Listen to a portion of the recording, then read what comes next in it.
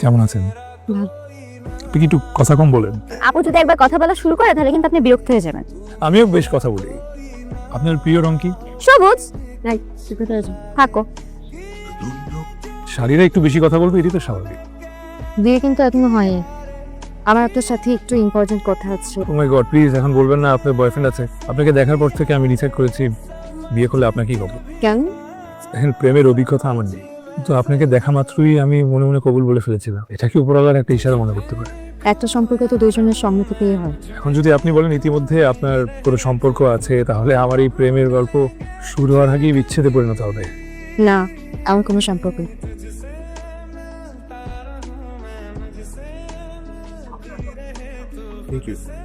সেদিন আমার মুখের ভাষা বোঝার আগে আমার চোখের ভাষা বুঝবেন, সেদিন মনে করবেন আমাদের কাগজে কলমের সম্পর্কটা আত্মার সম্পর্কে পরিণত হবে।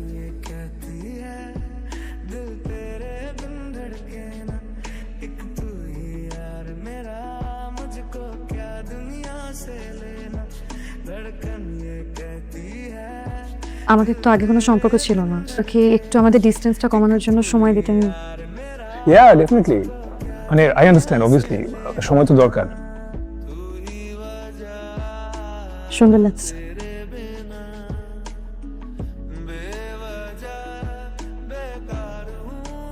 Can I hug you?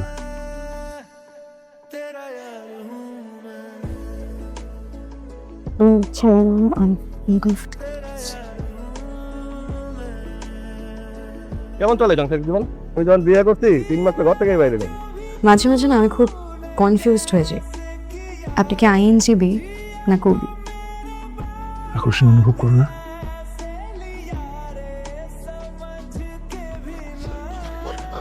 সমস্যা কি তোমার? সমস্যা কি তোমার? আমি তো কিছু বুঝতে পারছি না। তোমার কি আমাকে পছন্দ না? আমি চেষ্টা করছি তোমাকে সময় দাও, কিন্তু আমি তো আগে বিয়ে করি নাই। তো তোমার অবস্থা হবে আমি তোমার স্বামী, কিন্তু তুমি এমন একটা ভাব করছো যে আমি অচ্যুত কেউ। নাকি তোমার জীবনে এখন এমন কেউ আছে যে কারণে আমার স্পর্শ তোমার কাছে অচ্যুত মনে হচ্ছে? তো 2 মাস ধরে তোমার মধ্যে আছি, এতটা অবহেলা আমি ডিজার্ভ করতাম। পরিবারের সামনে তুমি একরকম, আমার সামনে তুমি একরকম, সব কাউকে কিছু বলতে পারছি না, সহ্য করতে পারছি না। আই এম সরি, আমার তোমার সাথে ভালো বিহেভ করা ঠিক হয় নাই। আমি সরি, আমি সরি। আমি আপনাকে বিয়ে করছি, ভালোবাসতে পারি নাই, স্বামীর অধিকারও দিতে পারি নাই। আমি চেষ্টা করছি আপনাকে ভালোবাসার, কিন্তু আমি পারি নাই। আপনি যখন আমাকে স্পর্শ করেন আমি ট্রমাটাইজড হয়ে যাই। দাঁড়াও, কি হলো? থামতে গেলাম না? কাজী কারবে না? পুষ্প কি ছিলা, কি হয়ে গেছে? হ্যাঁ, কই যাও? বাসায় যাই। আর কোথায় যাবো? চলো কফি খাই। আর কফি কেন খাবো আপনার সাথে? না, ইদানিং না চোখের নিশানা খুব খারাপ হয়ে গেছে আমার। আচ্ছা তুমি কি ডাক্তার? ধরপড় করে একটু হাতে দেখবা কি কত খরচা করলে?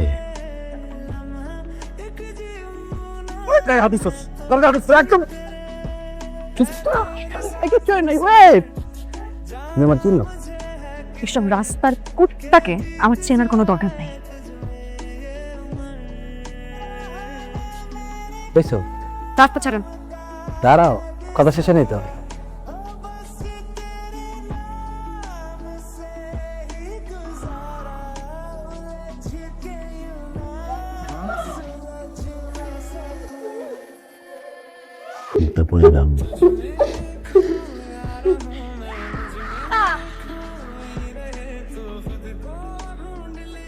জিডি করেছেন, খোঁজ পেলেই জানানো হবে। আপনি তো অস্থির হচ্ছেন কেন? আমার মেয়ে 3 দিন ধরে আমি ওকে খুঁজে পাচ্ছি না। আপনাদের দায়িত্ব তাকে খুঁজে বের করা। আপনি পাশে টেবিলে যান, খোঁজ পেলে আপনাকে জানানো হবে।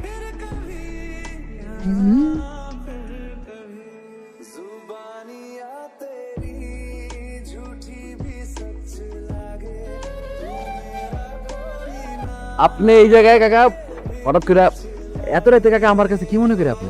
আমার মেয়েটাকে খুঁজে পাচ্ছি না। হায় হায় কাকা কি কন? আমার মনে কি কাকা পুষ্পর লাগে কারো হয়তো একটু ইডিসপিরিট আসেনি আগে গেছে কাকা। মেয়ে ওরকম না। কাকা আপনার কাম করেন, আপনি থানায় যান, জিডি করেন। আমার মেয়ে নাকি তোমার সাথে বেয়াদবি করেছে। তুমি নাকি জানো যে আমার মেয়ে কোথায় আছে? আপনার কি ধারণা আমি আপনার মায়েরে তুলে লই আইছি? কাকা আমি উই বলা না কাকা। মেয়েটা কি বেঁচে আছে? কি রায় তো ভয় পেয়ে গেছিলাম। মেবি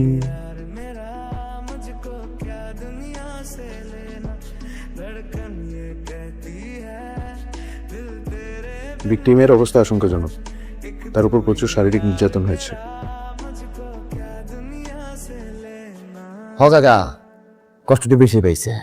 পোলাপাঞ্জন কইলো যে আপনার মায়ের খুঁজে পাইছে, আমি নাই, আমি অস্থির আপনার কাছে ছুটে আইছি কাকা। বিশেষ করে ব্যাপারটা আমি ছাড়া কেউ জানে না, যদি মানুষ জানে আপনার তো সিসি করবো। এইসব রিপোর্ট দিয়ে কোনো লাভ নাই, অ্যাসিড গয়া চালাই দেন। যে পান্তির মতো কামটা করছে আর কিছু যেতে পারবেন না। তুমি এই কাজটা কেন করলি?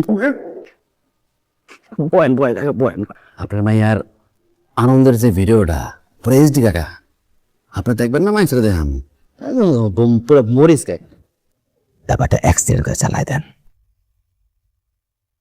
আবার হয়েছে আপনি মায়ের এলাকাতে অন্য জায়গায় তো পাঠায় দেন।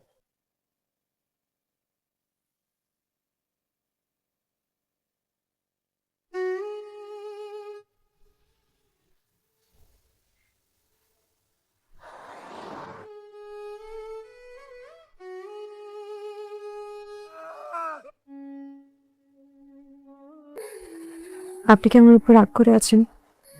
বিয়ের আগে আপনাকে বলতে চেয়েছিলাম, মায়ের কারণে বলতে পারি নাই। আমি আপনার মানসিক অবস্থা বুঝতে পারছি, কিন্তু বিশেষ করে আমার কিছু করার ছিল না। আপনি আমাকে একটু সময় দিন, আমি আস্তে আস্তে সব ঠিক করে দিব। আমি কি করব বলেন? আমি জানি না আপনি আমাকে কেমন মেয়ে মনে করছেন। রেডি হও, আমরা বেরোবো। কোথায় যাবো? আমি নিশ্চয়ই তোমাকে এমন কোথাও নিয়ে যাব না যেখানে তোমার ক্ষতি হবে।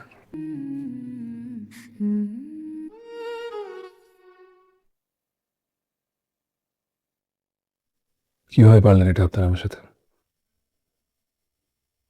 এত বড় একটা জিনিস কিভাবে পারলেন আমার কাছ থেকে লুকাতে? পুষ্পকে আমি নিষেধ করেছিলাম, ভয়ে। চাই নাই আমার মেয়েটার জীবন নষ্ট হয়ে যাক।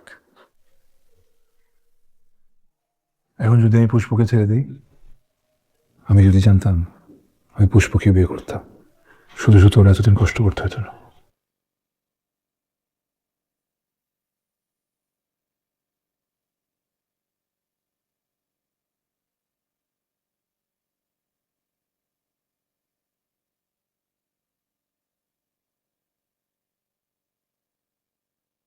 পুষ্পর সাথে লম্বা ছেলেটা ঘুরতেছে, ছেলেটা কেডা? জামাই হয়তো হবে, নাইলে কি আর সাথে করে? আসসালামু আলাইকুম মুরব্বী।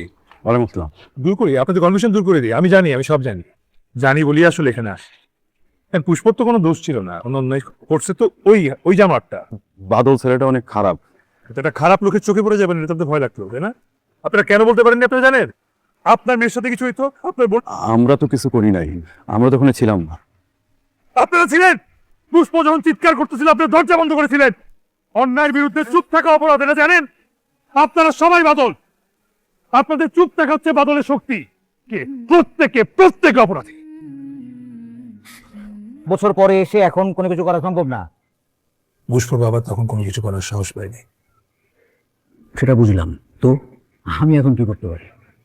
অনেক কিছু করতে পারেন। তারা 376 নয় ঘ অনুযায়ী আপনি বাদলের বিরুদ্ধে মামলা গ্রহণ করেন। 1 বছর পরে এসে এটা সম্ভব না। আপনি দায়িত্ববান অফিসার হিসাবে সেই মামলা গ্রহণ করেন। 166, 217, 218 অনুযায়ী আমি আপনার বিরুদ্ধে মামলা করতে পারি। তাহলে আসুন। এগুলো একটু কোর্টে গিয়ে বলতে পারবেন না? আমি এটা করে বলতে পারবো না। বাজারে ছেড়া দিছস, তোর তো ভালো মনে করি না। সেকেন্ডের মাল পেয়ে গেছস, তখন তো বুঝছস তোর ভিতরে একটা জিদ কাজ করতেছে। তোর কথাবার্তা শুনে বুঝা যায় তুই কতটা নষ্ট।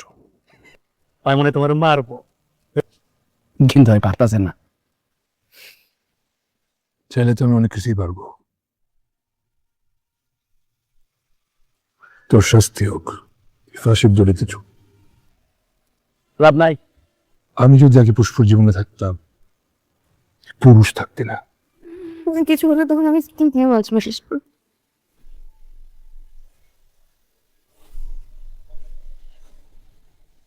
বললি আমি একাই